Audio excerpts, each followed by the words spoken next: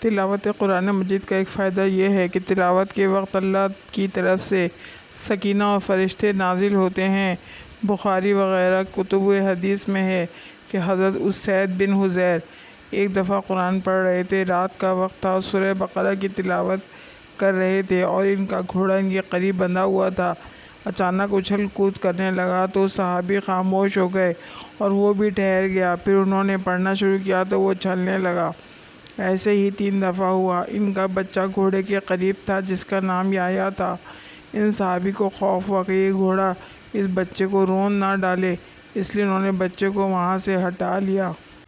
پھر آسمان کی طرف دیکھا تو عجیب منظر نظر آیا کہ ایک بادل ہے، اس میں چراغ کے مانند بہت سی روشنیاں ہیں۔ انہوں نے یہ قصہ اللہ کے رسول صلی اللہ علیہ وآلہ وسلم کو سنایا تو آپ نے فرمایا کہ اسید تم پڑھتے رہتے تو اچھا ہوتا، جانتے ہو وہ کیا تھا؟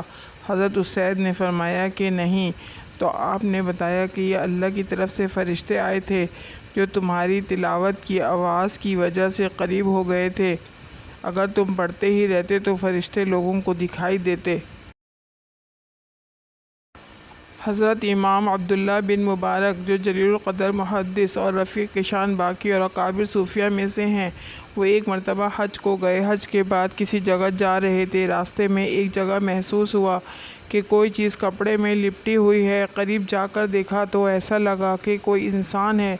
انہوں نے سلام کیا تو اس کپڑے کے اندر سے ایک بوڑھی خاتون نے جواب دیا۔ امام ابن مبارک نے ان سے مختلف سوالات کیے تو آپ کی حیرت کی انتہا نہ رہی جب انہوں نے ہر سوال کے جواب میں قرآنی آیات پڑھیں جن سے ان سوالات کا جواب نکلتا تھا۔ یہاں چند سوالات اور ان کے جوابات جو ان دونوں کے مابین ہوئے وہ بیان کیے جاتے ہیں۔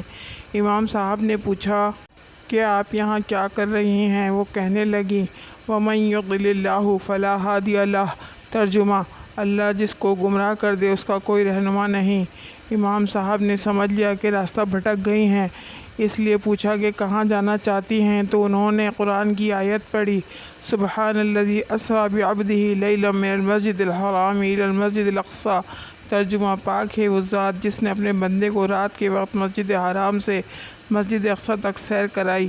آپ سمجھ گئے کہ یہ مکہ سے بیت المقدس جا رہی ہیں اور راستہ بھٹک گئی ہیں۔ عبداللہ ابن مبارک نے پوچھا کتنے دن سے یہاں بیٹھی ہیں؟ کہنے لگیں 3 لیال سویہ، ترجمہ پورے 3 راتوں سے۔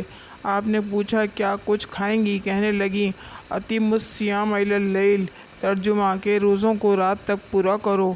حضرت ابن مبارک فرماتے ہیں کہ میں راستے میں ترنم سے شعر پڑھنے لگا تو ان خاتون نے کہا فَاقْرَؤُوا مَا تَيَسَّرَ مِنَ الْقُرْآنِ، ترجمہ قرآن میں سے جو ہو سکے پڑھو۔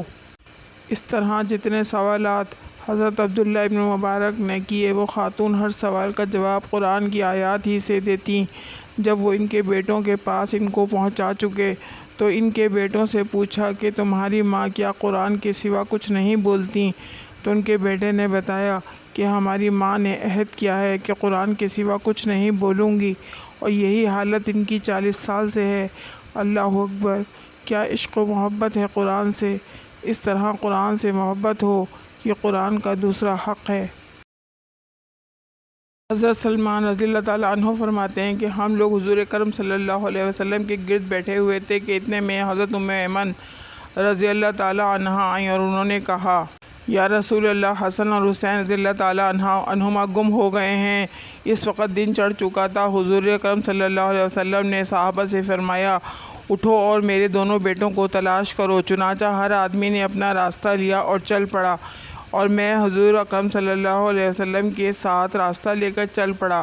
حضور اکرم چلتے رہے یہاں تک کہ ایک پہاڑ کے دامن میں پہنچ گئے تو دیکھا کہ حضرت حسن اور حضرت حسین رضی اللہ تعالیٰ عنہما ایک دوسرے سے چمٹے ہوئے کھڑے ہیں، اور پاس ہی ایک کالا ناگ اپنی دم پر کھڑا ہے جس کے منہ سے آگ کی چنگاریاں نکل رہی ہیں۔ غالباً اللہ نے ناگ بھیجا تاکہ بچوں کو آگے جانے سے روکے۔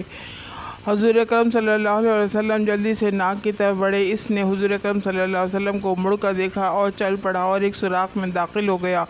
پھر حضور صلی اللہ علیہ وسلم ان دونوں کے پاس گئے اور ایک دوسرے سے جدا کیا اور دونوں کے چہرے پر ہاتھ پھیرا اور فرمایا، میرے ماں باپ تم دونوں پر قربان ہو، تم دونوں اللہ کے ہاں کتنے قابل احترام ہو۔ پھر ایک کو دائیں کندھے پر اور دوسرے کو بائیں کندھے پر بٹھا لیا۔ میں نے کہا، تم دونوں کو خوشخبری ہو کہ تمہاری سواری بہت عمدہ ہے۔